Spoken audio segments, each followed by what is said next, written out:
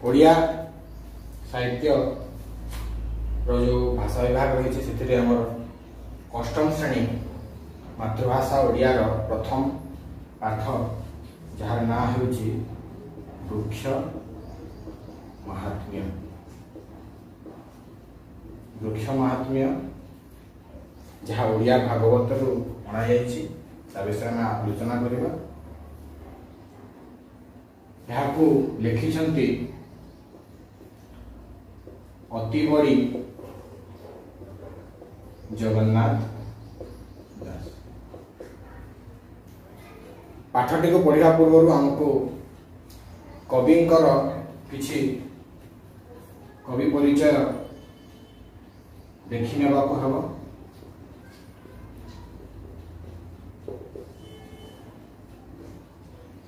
अति बड़ी जगन्नाथ दास पंचसखा जुगर जड़े कवि।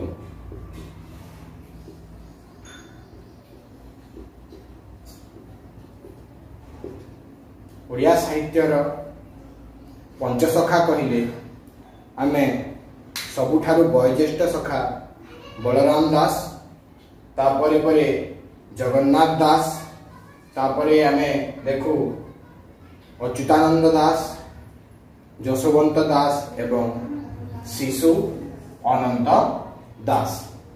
यही पांच जन को पंचसखा बोली कही था। से भितर जगन्नाथ दास होती अन्यतम।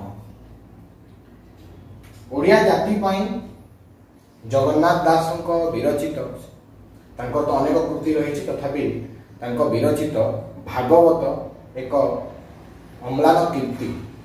कारण पिला माने तुम जानी थिबो कि नहीं मु जानी नहीं जे ओडिया भागवत एते प्रसिद्धि लाभ करिथिला। एबे मध्य ताको घरे घरे पाठ करा जाए, प्रत्येक ओडिया घरे ओडिया भागवत देखिबा को मिले।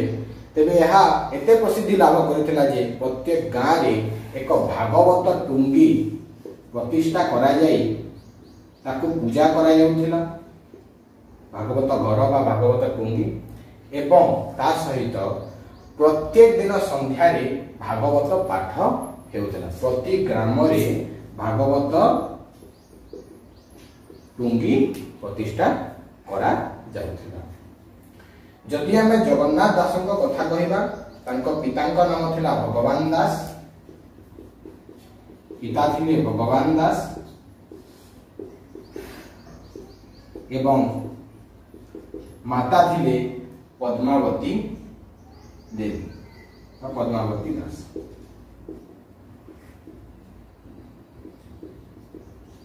कहा जाए जे संस्कृत भागवत जो श्रीमद भागवत थिला, संस्कृत श्रीमद भागवत बुझिबारे अनेकों को कष्ट हेउथिला। तांकर मां को जेतेबेले भागवत बुझेबा पई कहा गला, से सहजरे बुझी पारिबे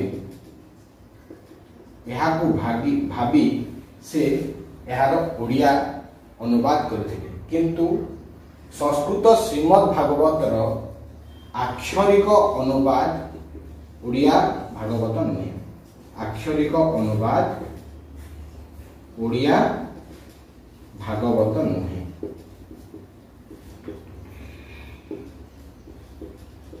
ठीक अछि।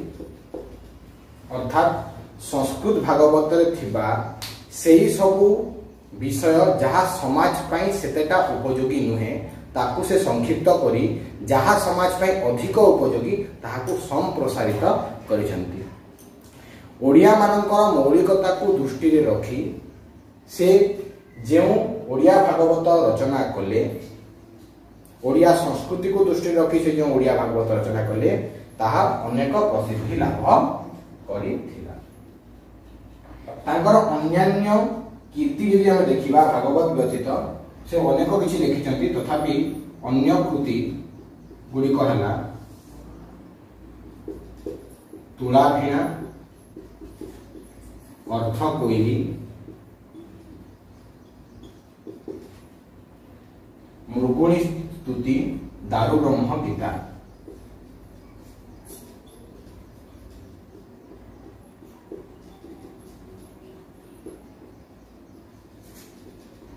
इत्यादि अनेक से साहित्यिक कृति रही। तेणु पंचसखा मध्य से सर्वदा श्रेष्ठ हो रही।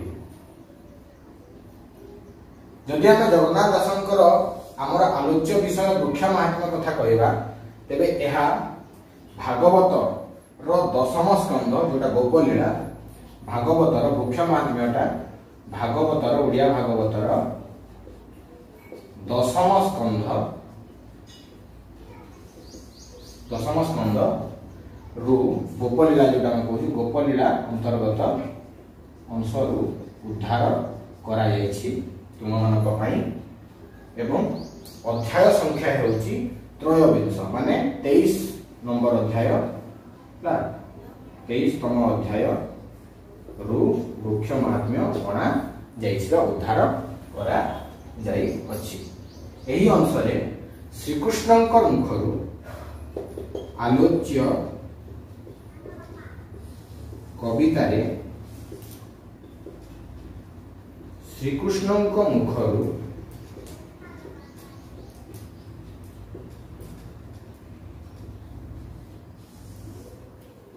वृक्ष रो महात्म्य वर्णित।